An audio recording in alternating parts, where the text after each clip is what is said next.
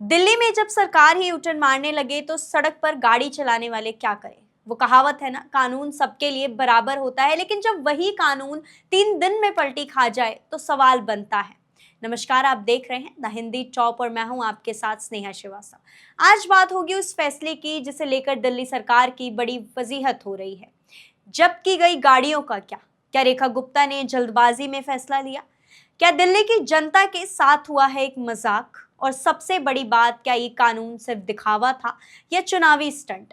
दिल्ली की सड़कों पर पुराने वाहन चलाना मना है, ये बात सरकार कई सालों से कहती आ रही है। लेकिन हाल ही में जब अचानक दिल्ली सरकार की तरफ से एंड ऑफ लाइफ व्हीकल्स पर एक बड़ा एक्शन शुरू हुआ तो लोगों के होश उड़ गए। कैमरे लगाए गए, आरटीओ की टीमें फील्ड पर उतरी और देखते ही देखते सड़कों से हजारों गाड़ियां उठाई जाने लगी। कहीं स्कूटर को क्रेन उठाकर ले गई, कहीं 10 साल पुरानी कार को स्क्रैप यार्ड में भेज दिया गया। जनता ने सोचा कि शायद अब सख्ती से नियम लागू होंगे, लेकिन 5 दिन भी नहीं बीते और रेखा गुप्ता का एक नया बयान आ गया। फिलहाल जब्त करने की प्रक्रिया को होल्ड पर रखा गया है, लेकिन निरस्त नहीं। मतलब जो हुआ उसे अभी सिर्फ रोक दीजिए। सवाल यही उठता है, जब नीति बनी थी तो अचानक ब्रेक क्यों लगाया गया? जिन लोगों की गाड़ियां जब्त हो चुकी है उनका क्या होगा? सवाल, क्या सरकार अपने ही फैसलों पर भरोसे लायक नहीं रही? रेखा गुप्ता ने कहा कि जनता की शिकायतें आ रही थी, इसलिए ये एक्शन रोका गया। लेकिन सोचिए, जनता से पूछे बिना ये फैसला लिया गया था। क्या पहले ये नीति पर जनता की राय नहीं ली गई? ये नीति है या स्वांग? लेकिन वही सवालों की लिस्ट बढ़ गई। जो गाड़ियां जब्त हुई, क्या सरकार अब उन्हें वापस करेगी? क्या स्केप किए गए वाहन का मुआवजा मिलेगा? जिन लोगों की रोजी रोटी उन्हीं गाड़ियों से चलती थी, उन्हें अब कौन जवाब देगा?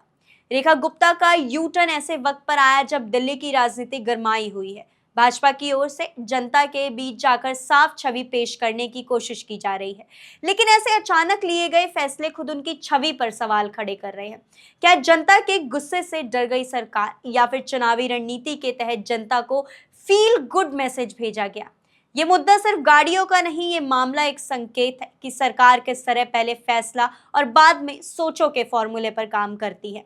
इसका असर आम जनता पर पड़ता है, जिनकी जेबें खाली होती है और गाड़ियां छीनी जाती है। रेखा गुप्ता का ये फैसला अब सवालों के घेरे में है, क्योंकि सरकार कोई खिलौना नहीं और जनता कोई प्रयोगशाला नहीं। अगर जनता की सुनवाई नहीं होगी तो सवाल उठेंगे, और अगर जनता की आवाज से सरकार डरने लगे तो फैसले लेने से पहले 100 बार सोचना चाहिए।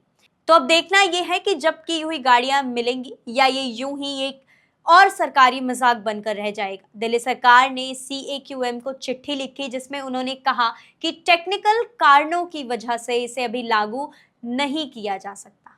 आपका क्या कहना है इस यू टर्न पर? हमें कमेंट में जरूर बताइए। ऐसी ही और जानकारी के लिए आप हमारे चैनल द हिंदी टॉप को सब्सक्राइब कर लें, साथ ही बेल आइकन दबाना मत भूलिए। इसके अलावा आप हमें X, Facebook और Instagram पर भी फॉलो करें।